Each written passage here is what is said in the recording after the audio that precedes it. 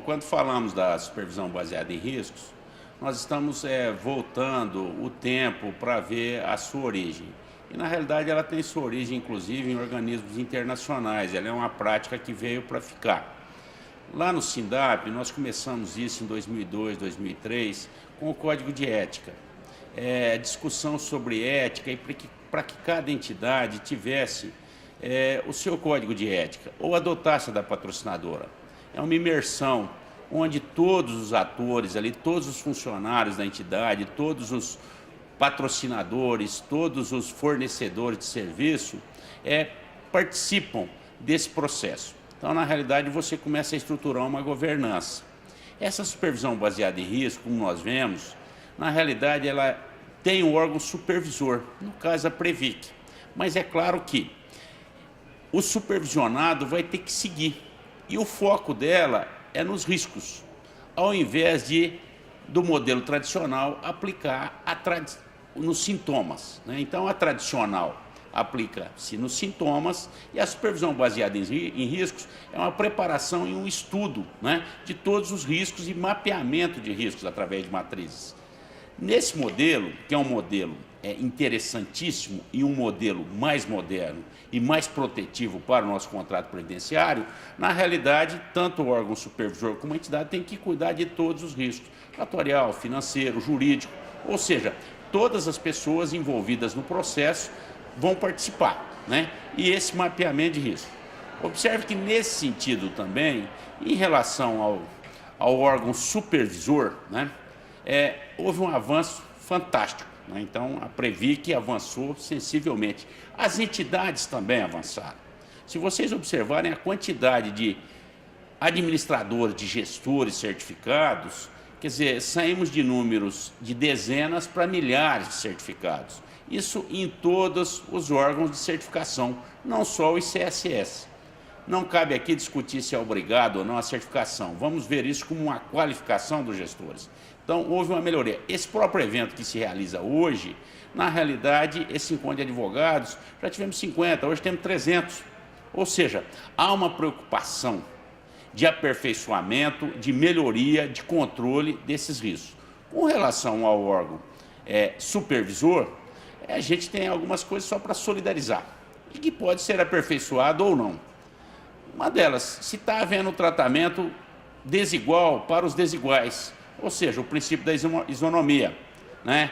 Qual seja, um fundo instituído está tendo o mesmo tratamento de um fundo patrocinado, sendo que os modelos de gestão são diferentes. Por sua vez, as fiscalizações que têm seus escritórios regionais estão com um padrão uniforme em relação às entidades, quer dizer, são pontos para serem verificados e aprimorados. Lembrando também que a questão da governança é um princípio para as entidades, mas também é um princípio para o órgão supervisor. Como está a sua governança? Se está também cumprindo esses requisitos dessa supervisão baseada em risco.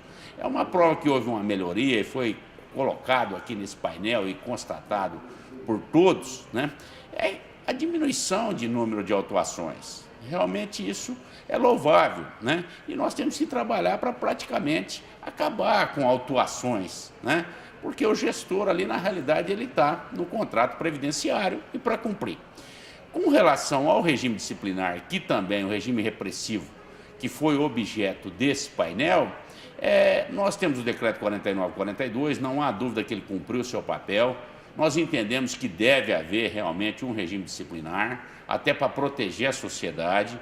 Pode existir um desvio ou outro, também pode, porque em todo agrupamento humano isso existe, mas na realidade também nós temos algumas preocupações. Por exemplo, a inabilitação sem dolo, sem má-fé. Sabemos que são casos esporádicos, mas uma inabilitação significará alijar aquele ser humano, aquele cidadão, da gestão de entidades de previdência complementar.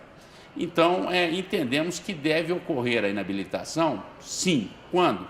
Quando houver dolo, quando houver má-fé, que aí aquele gestor vai responder pela sua atitude, pelos seus atos, né? Mas ele estava mal intencionado, ele tinha o objetivo de causar prejuízo. Então, não somos contra, mas entendemos que isso deve ser muito bem colocado. Em relação à inabilitação, reiteramos nossa preocupação em relação a ter o elemento dolo, o elemento má-fé.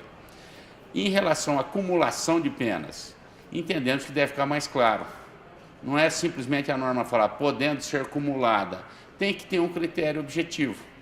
Entendemos também que a norma do artigo 22 dos seus parágrafos, do decreto 49/42, ela deve ser mantida e até aperfeiçoada, que é a possibilidade de reparação. Errei, dirigente errou, ele vai ter o espaço para corrigir o seu erro.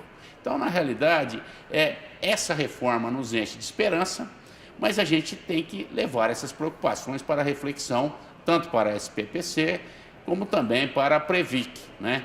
E tem um ponto que também, lá no decreto 49/42, nós criticamos e a gente espera que isso não ocorra hoje, mas a gente até às vezes compreende, que é a norma guarda-chuva. A norma guarda-chuva é aquela, qualquer jeito eu estou enquadrado, caso a fiscalização assim entenda, ou não cumpra uma instrução normativa ou outras normas a serem expedidas. Entendemos que pela evolução do nosso sistema, pelo pacto de confiança que a gente tem, essa norma, dada todas as outras tipificações que já existem no decreto e com certeza nesse novo regime repressivo estarão contemplados todas as outras hipóteses, essa norma poderia ser realmente dispensada e sem dúvida nenhuma teríamos um avanço, né?